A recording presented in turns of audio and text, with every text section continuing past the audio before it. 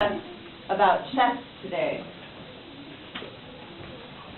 Did you know chess is the most sold board game in the whole world ever? No. Well, since 6th century in northern India, where it was called Chaturanga. Chaturanga translates to 4 divisions of the military: infantry, cavalry, elephantry, and chariotry, which means pawn, knight, bishop, and rook, respectively. Another place you might have heard Chaturanga is maybe in yoga.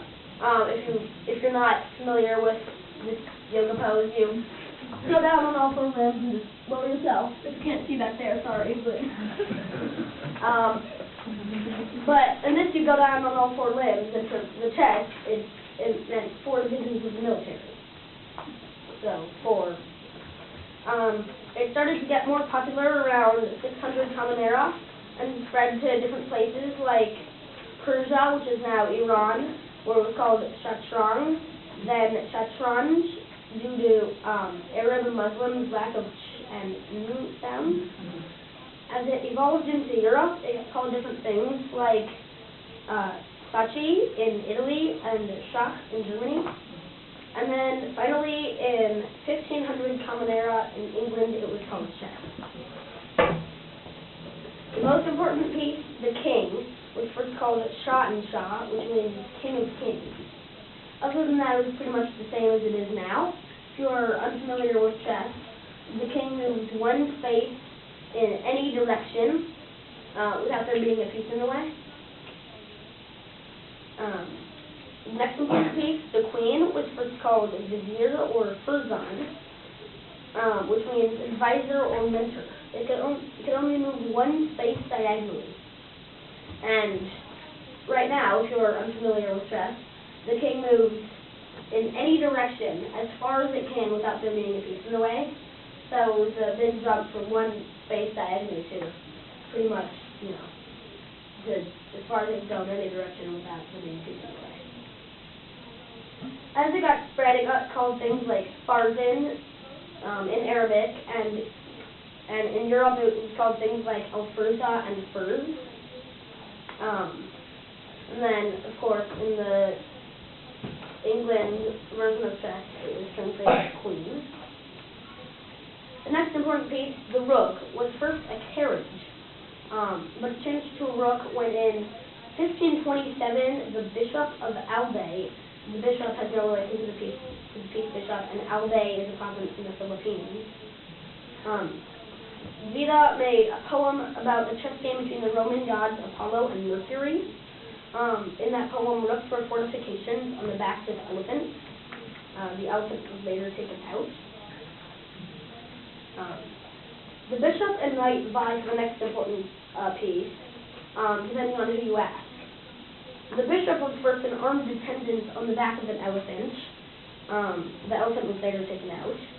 If you're unfamiliar with chess, the bishop moves as far as it can in any direction without, in any direction diagonally, without there being a piece in the way.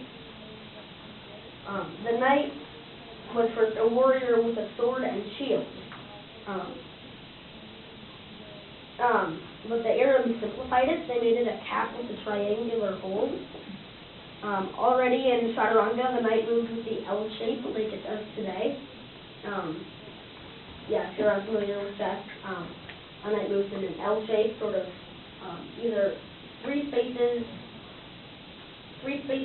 anywhere, and 1 space after that anywhere. The pawns were first foot soldiers in Chaturanga, like they do now. There's one exception. In the Middle Ages, some monks tried to make pawns citizens.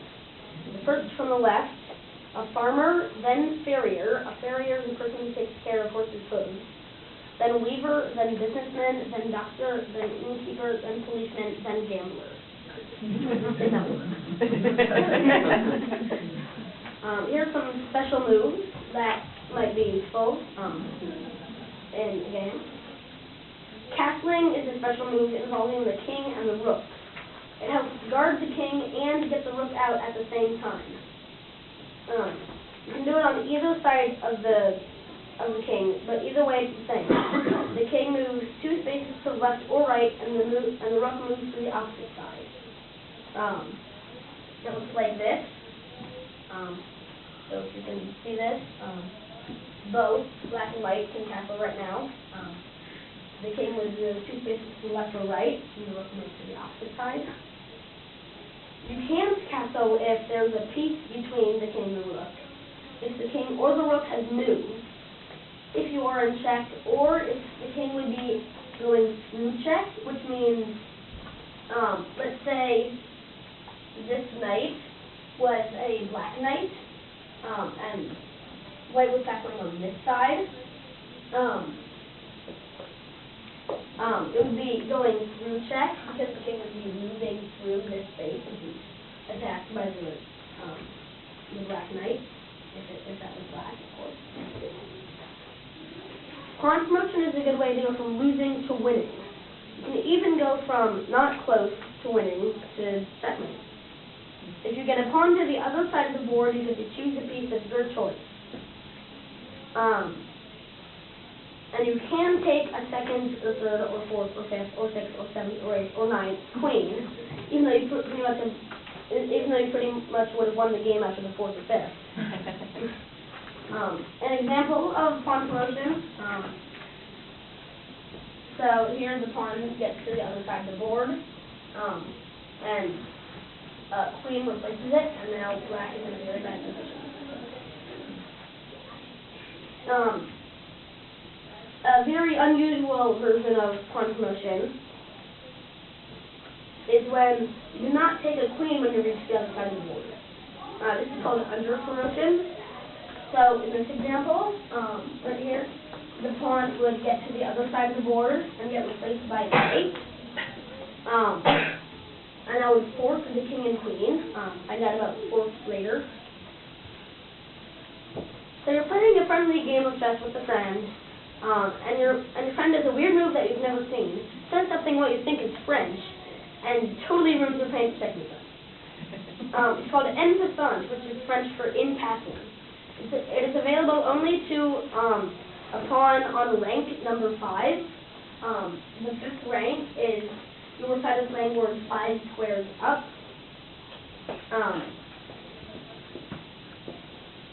So, where a white pawn is next to a black pawn, and whoever turn it is, they might move in front of the other pawn, and that would capture it. Here. So, pawn moves 2 squares up, next to this black pawn. White pawn moves in front of the white pawn and captures it. You can only do en passant if this chance to hack. A huge way to use knights are forks. A fork happens when 2 pieces are under attack by 1 piece. I'm not talking about this fork. I'm talking about that fork. When 2 pieces are under attack by 1 piece. These can make your opponent mad in the game.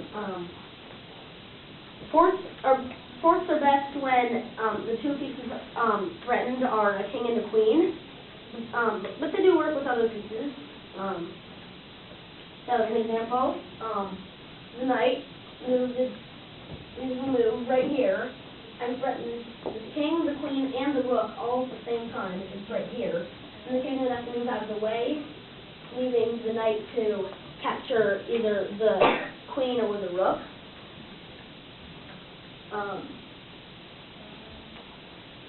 Here's some mistakes. The most common mistakes by beginners in chess. So if you're a beginner out there and you seem to be making a lot of mistakes, you might want to pay attention to this. Moving the queen out too early. This leads to it getting chased around. During that time, you have lost valuable development time. I do this sometimes to do a secret plan that I do almost every time, which that's going to take some time to set up, actually. Actually, just come up to me after I'm done, and I will show you that secret move. In 4 moves, checkmate. So in that, you take your queen out very early. It is at the very least a 4 move checkmate. Pushing pawns without support. Without other pieces developed, pawns have no point going into enemy territory unless you're trying to move an opposing piece out of the way. The plan you are almost sure will work. If the plan does not work, you have wasted a couple of moves and moving pawns into that territory, and you could be developing other pieces. Trying a piece just because you can. Usually, if you see, oh, I can capture that piece, it usually leads to that piece getting captured. As long as you're ahead in material, which means you have more pieces than your opponent, and are capturing a piece with a higher value than the piece you are capturing with. Pawns are valued at 1. Bishops and knights at 3. Some experts say bishops are at 3 1/4. Rooks at 5, queens at 9, and kings infinity, because it's capturing you lose. So unless under both of those circumstances, you should capture a piece just because you can. Giving a check at every opportunity. Checks are good, but not if you don't have a reason. A common saying in chess is, monkey sees a check, monkey gives a check. Don't be a monkey. Underestimation of your opponent. This leads to your brain going to sleep. Your pieces will get attacked, and your opponent will get closer to checkmate with you barely noticing because you are underestimating them. Loss of focus usually leads to loss of game. Moving the same piece twice at the beginning of the game. This leads to a bad position. Bad positions usually lead to catching up to your opponent. And if you're catching up the whole game, you are fighting a losing battle. That's never good. Pushing too many pawns at the beginning of the game. This exposes your back line, which includes your king and queen. Those pieces will most likely get attacked. And if those pieces get attacked, you're really fighting a losing battle without those valuable pieces. Not developing pieces. Get your pieces out fast, but don't leave your king vulnerable, meaning guard your king well. Attacking too early. Without good development, attacking early will probably lead to a bad position unless you are doing a checkmate you are almost sure will work. Again, the same plan. I attack very early, and if it doesn't work, it's a bad position. So, not playing much in the center of the board. Only playing on the sides of the board will lead to a bad position because pieces are less effective on the sides of the board than the center. When in doubt, play chess, says Walter Tuffet, and I might add, teach or learn chess. I'd most like you to do the first option, play chess, which we will do right now. Okay, so for my doing part, I'm going to split you into 2 teams, just down the middle. You go to the left, you're right. You go to your left. Yeah, so just down the middle here. You can be white, you can be black. So this is sort of going to be black against white, a usual chess game. But the point of the game is to have better development than the other side. And good development means a lot of pieces out, but not leaving your king vulnerable. So after about 5 or 10 moves, I will see which team has better development. Winner gets chess cake. And loses chocolate. Alright, so just so everybody can see, maybe some people can move their benches around, and I'm going to sort of set this up in the middle. Oh, I see. There's circle then. Yep. Oh, they're moving it. If you do not know how to play chess, I do. I play with my dad and I always lose. I play chess with my dad. Take a credit and I sit down. No. Everybody circle around the board. If you do not know how to play chess, you Back a can little bit, just keep it behind my baby too. and I'll be calling on people from each team to make a move if it's good. Be honest, don't make a bad move from the other team. I don't really know the team.